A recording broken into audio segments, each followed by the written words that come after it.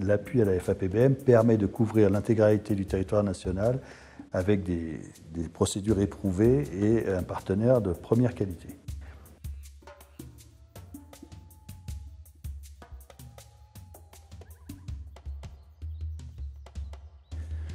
Le projet COUBAB a été monté en 2017 et appuie 9 aires protégées pour l'amélioration de leur fonctionnement et de leur gouvernance.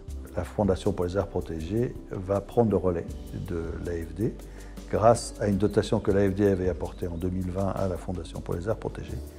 Du coup, c'est la Fondation pour les aires protégées qui assurera le soutien à la fois financier et à la gouvernance technique et financière de ces 9 aires protégées. Un des points qui nous a attirés dans la Fondation, c'est le fait qu'elle soit indépendante des autorités, tout en ayant des relations organiques avec les autorités.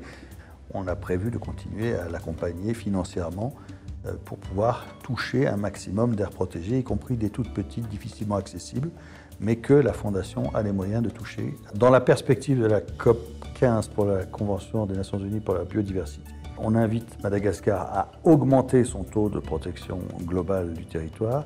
Ça suppose que pour une fondation comme la FAPBM, qui finance environ un tiers des aires protégées malgaches, ça veut dire qu'il y a beaucoup de demandes, de besoins de financement devant nous.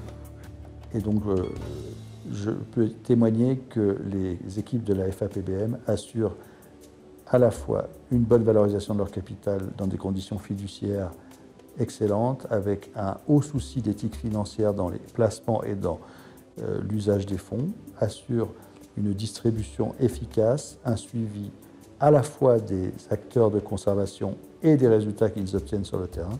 J'encourage tous les donateurs potentiels à se pencher sur cette institution, joue un rôle fondamental au service de la conservation de cette faune et de cette flore remarquable de Madagascar.